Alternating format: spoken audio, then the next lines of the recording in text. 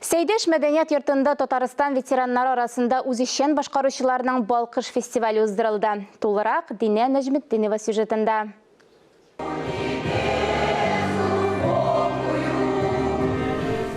Балкыш фестивале өлкән буын өчен яңа сулыш яшәү яме 2012 елдан бирле исти башлады.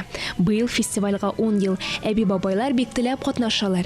Сәхнәдә өлкән яшьтә биеп җырлап йөрү үзе зур бәхет.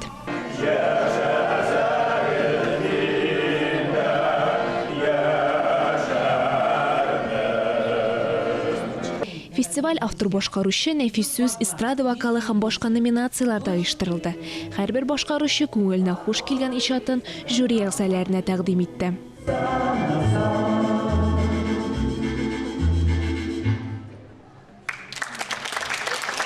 Бүгенге көндә фестивальнең киңлеге, аның масштабы әйтеп бетерсез зур. Bu festivalden kileşəgi zor değil mi? Bitiririz. Onun артында çünkü халык тора. Өлкән яшьтә халык тора. Аларның талантлары тора. Аларның тормышка булган омтылышлары тора. Жюри әгъзалары катнашучыларның чыгышларына шаккатып, сыкланып югары бәя биреп баралар. Фестивальгә бик ныклап әзерләнгәннәр, махсус костюмнар тектирткәннәр, чыгышларын тагында бизәп җибәрер өчен төрле алыннар кулланганнар.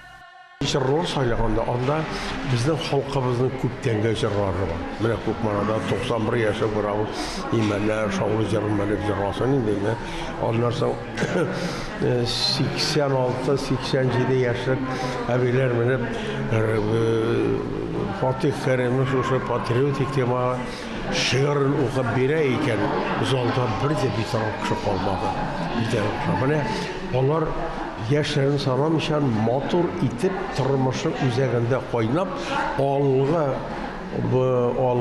рәтләрдә бара торган кешеләр икән.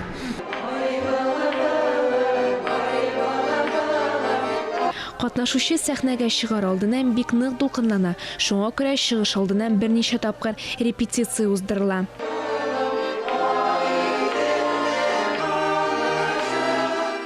Табигатьтә яз, табигатьтә кояш, күңелләрдә җыр моң балкышы. Балкыш фестиваленең беренче көненнән үк без уенчан көненнән үк сәхнә төрләрендә җырлап халкыбызга сөю бәхете, җыр бәхете өләшеп йөрибез. Гала концерт 29 апрель көнне филармония концертлар залында уздырылачак. Динә Нәҗметдинова, Тахир Хәсәнов, Татарстан яңалыклары.